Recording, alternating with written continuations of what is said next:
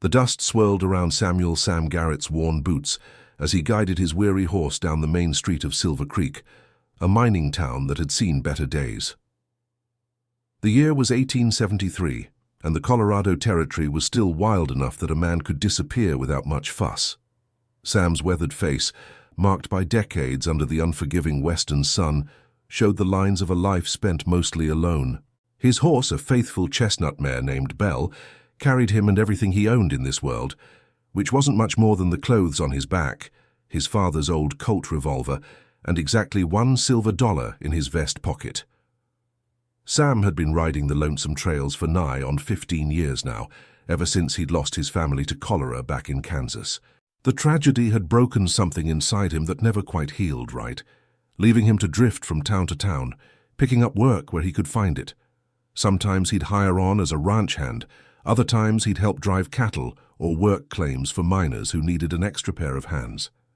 He wasn't particular about the work, so long as it kept him moving and put a few coins in his pocket for beans and coffee. Silver Creek sat in a valley surrounded by rocky hills that held the promise of gold, though most of the easy pickings had been claimed years ago.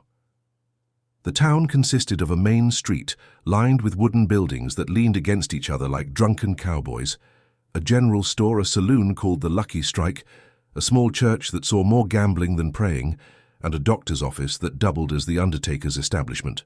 The sound of pickaxes and shovels echoed from the surrounding hills, where hopeful miners still scratched at the earth, chasing dreams that glittered just out of reach.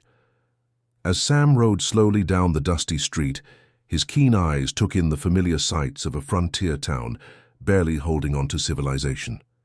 Children ran barefoot between the buildings, their mothers calling after them from doorways. Men in dirty work clothes gathered in small groups, discussing claims and sharing rumors about new strikes. The air carried the scent of wood smoke, horses, and the ever-present dust that seemed to settle on everything in these parts.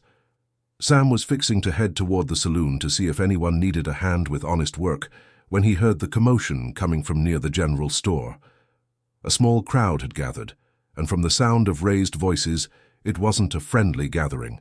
Being a man who'd learned to mind his own business, Sam might have ridden on past, but something about the tone of the voices made him pull up short. There was meanness in those voices, the kind that usually meant trouble for someone who couldn't defend themselves.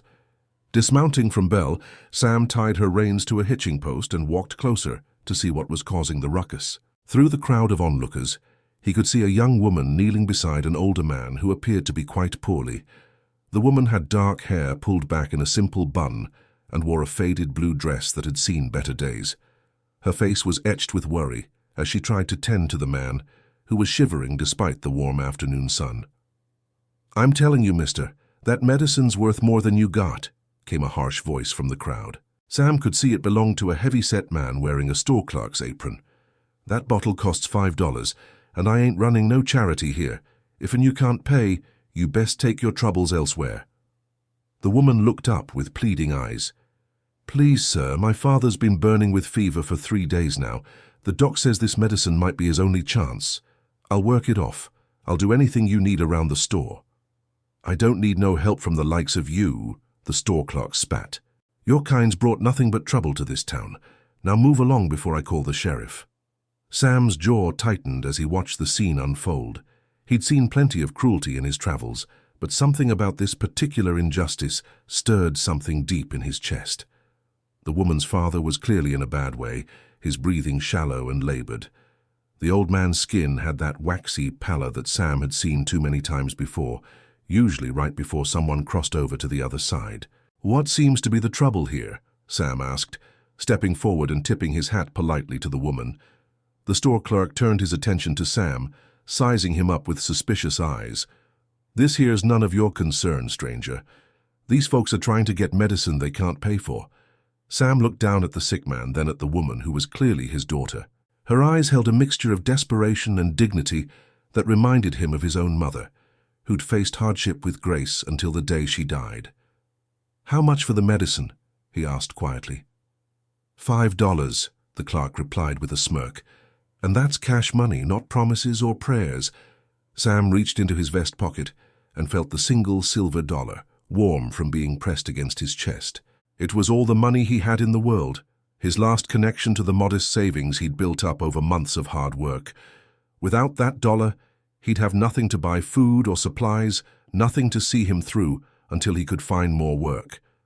But looking at the sick man and his daughter, Sam knew there was really only one choice a decent man could make.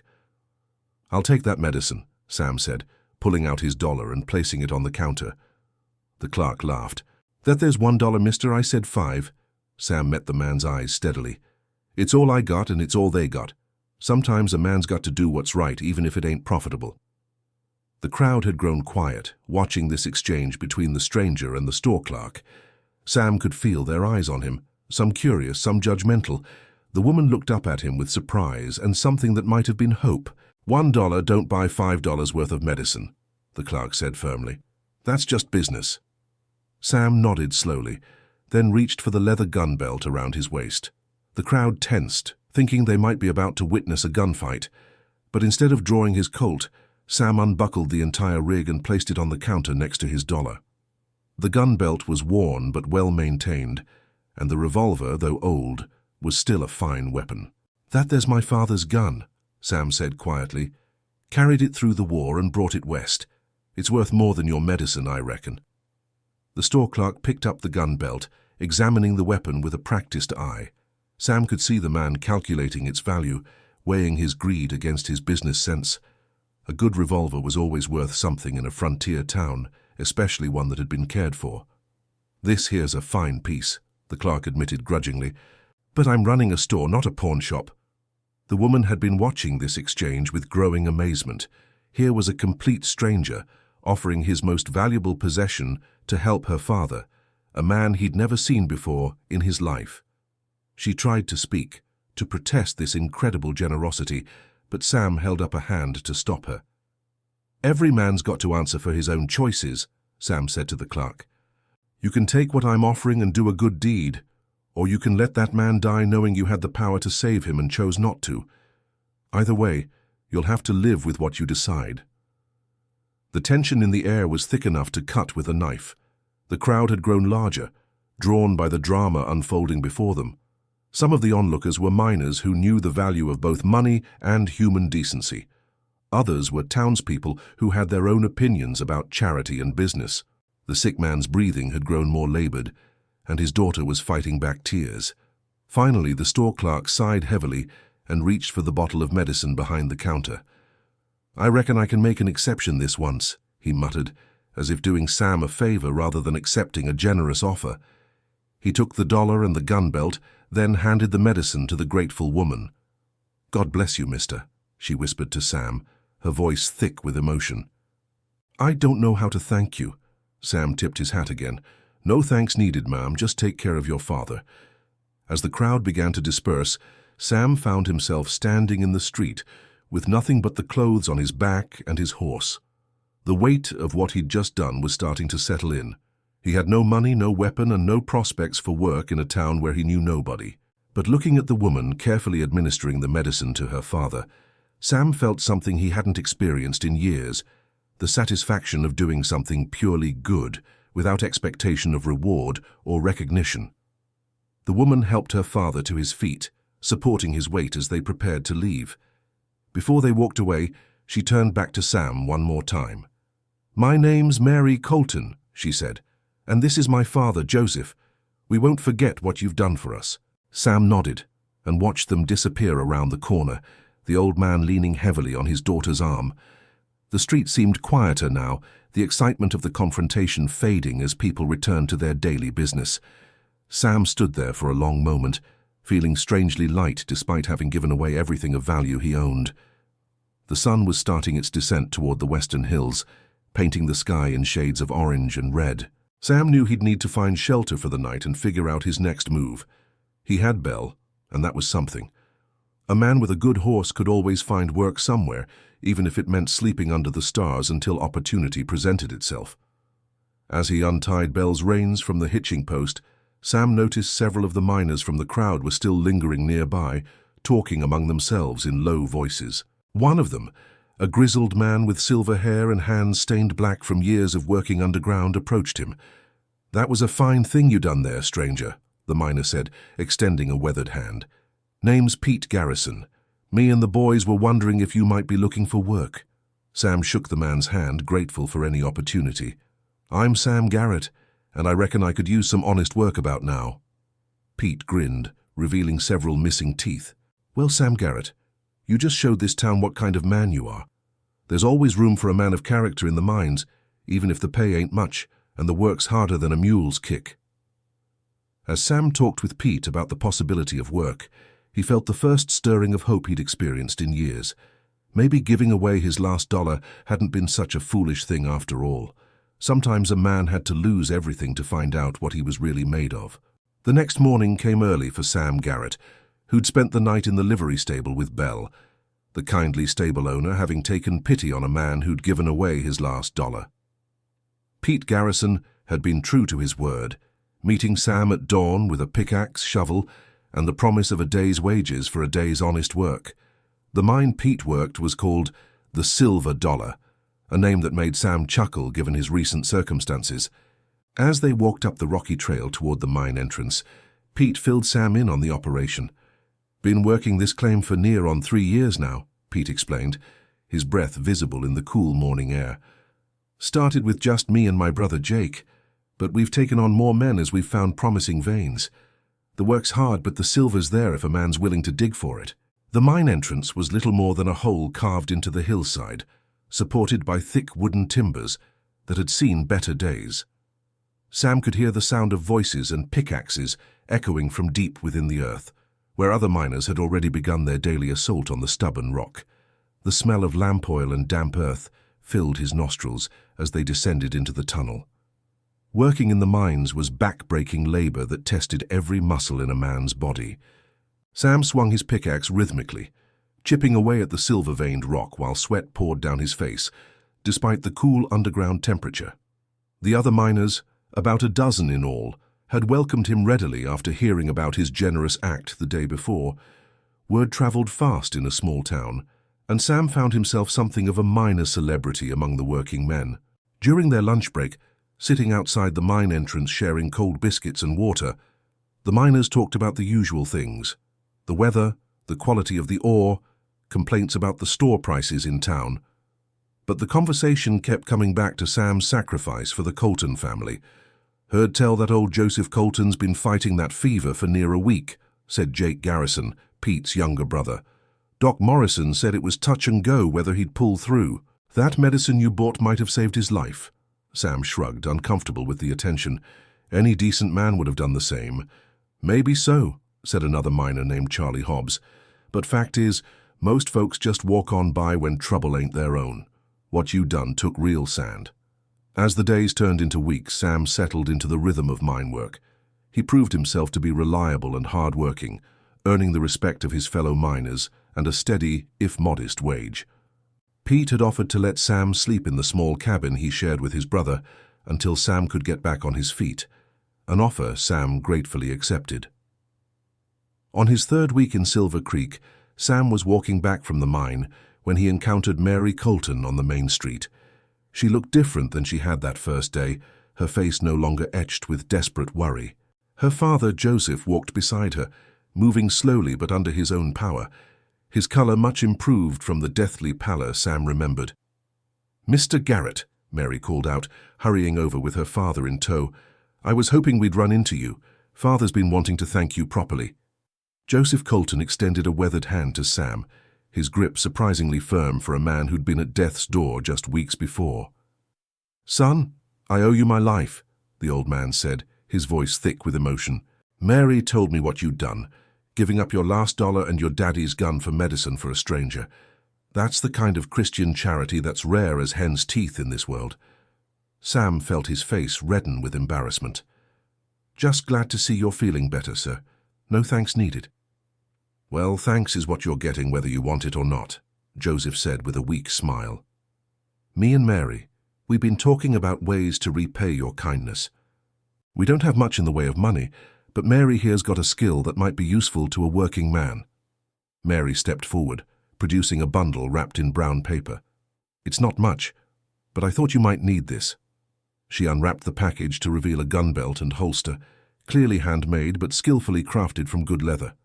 I work leather when I can get the materials, Mary explained. It's not fancy, but it's sturdy and should serve you well. I know it can't replace your father's gun, but perhaps it'll do until you can get another. Sam was genuinely moved by the gesture. The leather work was excellent, clearly the product of skilled hands and considerable time. Ma'am, this is fine work. Too fine for the likes of me. Nonsense, Joseph interjected. A man who works the mines needs protection, especially one who's shown he's got the backbone to stand up for what's right. There's folks in this territory who don't take kindly to men of principle. As if summoned by those very words, trouble appeared in the form of 3 rough-looking men who came swaggering down the street. Sam recognized the type immediately. Drifters and troublemakers who lived on the edge of civilization, taking what they wanted and moving on before consequences could catch up with them. The leader was a tall, lean man with a scraggly beard and eyes that held no warmth. His companions looked like they hadn't seen soap or honest work in months. Well, the leader drawled as he approached, if it ain't the famous Good Samaritan we've been hearing about. Boys, this here's the fool who gave away his last dollar to help some stranger. Sam positioned himself between the men and the Coltons, his hand instinctively reaching for where his gun should have been, before remembering he no longer carried one. Evening, gentlemen. You got business with me? The leader laughed, a sound devoid of humor. Business? Oh, we surely do. See, we've been asking around town about you, and folks say you're the charitable type. We figured maybe you'd like to make a donation to our cause. And what cause might that be? Sam asked, though he already knew where this was heading. The cause of keeping us fed and happy, said one of the other men, his hand resting on the butt of his revolver. See, we heard you work in the mines now, which means you got wages coming. We thought maybe you'd like to share some of that good fortune. Joseph Colton stepped forward, despite Sam's attempt to keep him back. You men best move along. This here's a decent fellow who's done nothing but good since he came to town. Old man, the leader said, his voice taking on a dangerous edge. You best step aside before you get hurt. This ain't your concern. Actually, it is my concern, came a voice from behind them. Sam turned to see Pete Garrison approaching, along with Jake and several other miners who'd apparently heard the commotion. The miners carried their tools with them, and while they weren't armed with guns, pickaxes and shovels could be formidable weapons in the right hands. The 3 troublemakers found themselves outnumbered and facing men who'd spent their days swinging heavy tools and developing muscles like iron. The odds had shifted considerably, and even the boldest troublemaker had to recognize when discretion was the better part of valor. This ain't over, the leader said, backing away slowly. This town's got a long memory, and so do we.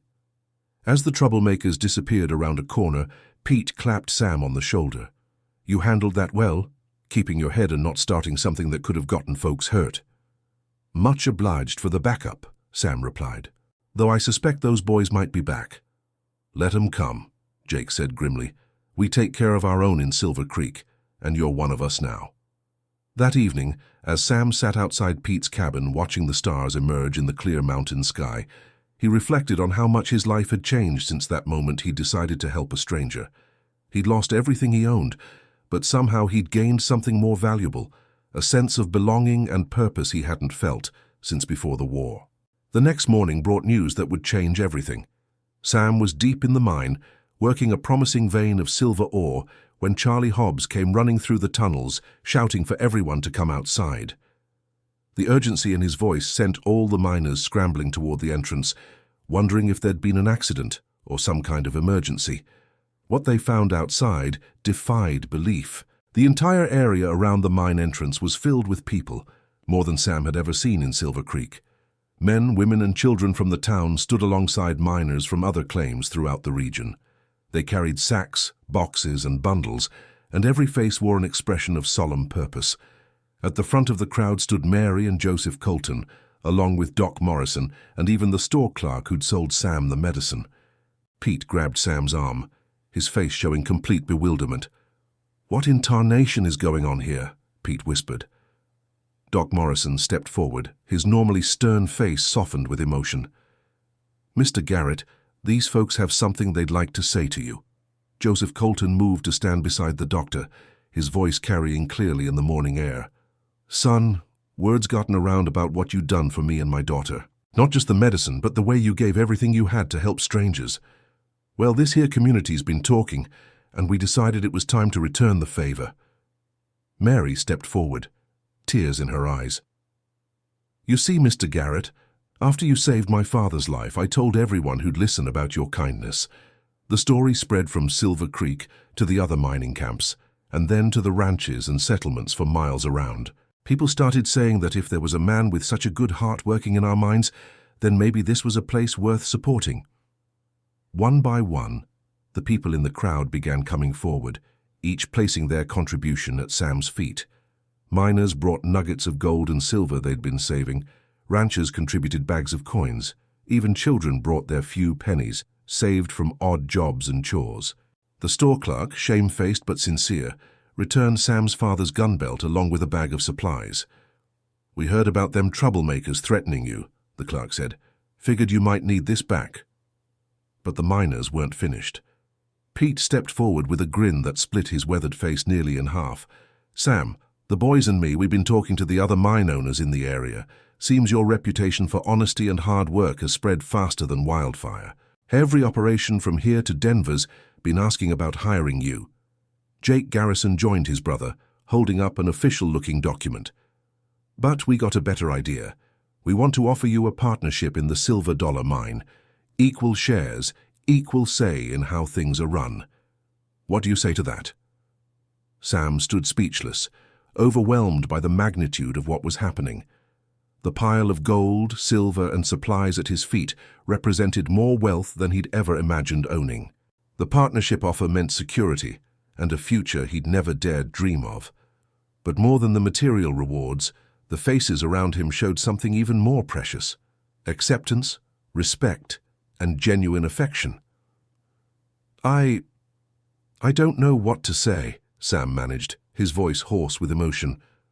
"Say yes," called out a voice from the crowd, followed by a chorus of agreement from the assembled townspeople. As Sam looked around at the faces of people who'd become his friends and neighbors, he realized that his decision to spend his last dollar on a stranger's medicine had started something much bigger than one act of kindness. It had created a community of people who believed in helping each other, in standing together against trouble, and in rewarding goodness when they found it. "Yes," Sam said finally, his voice growing stronger. "Yes, I accept. And I promise you all that I'll work every day to be worthy of the trust you're placing in me." The cheer that went up from the crowd echoed off the surrounding hills, a sound of pure joy and celebration that seemed to chase away all the loneliness and hardship Sam had carried for so many years. As people began to disperse, many stopping to shake his hand or clap him on the back, Sam felt truly rich for the first time in his life. Mary Colton was among the last to leave, her father having already headed back to town with friends. She approached Sam with a shy smile, carrying a small bundle wrapped in cloth. "There's one more thing," she said softly. "I wanted to thank you properly, and I thought maybe you might like to come to dinner sometime. I make a tolerable pot roast, and Father enjoys talking with men who've seen the world." Sam felt his heart skip a beat as he looked into Mary's warm brown eyes. "Ma'am, I'd be honored, more honored than I can say." As the sun set over Silver Creek that evening, Sam sat outside his new partnership office, watching the lights come on in the town below. Belle stood nearby, contentedly munching grass, her saddle and bridle now decorated with silver ornaments gifted by grateful miners. In his pocket, Sam carried more money than he'd ever owned, and on his hip hung his father's gun once again. But the greatest treasure of all was the knowledge that sometimes, when a man gives away everything he has to help a stranger, the whole world conspires to give him back far more than he ever lost. The lonely cowboy who'd ridden into Silver Creek with nothing but $1 and a dream had found something worth more than all the gold in Colorado. A home, a future, and the love of people who understood that true wealth comes from the kindness we show to one another.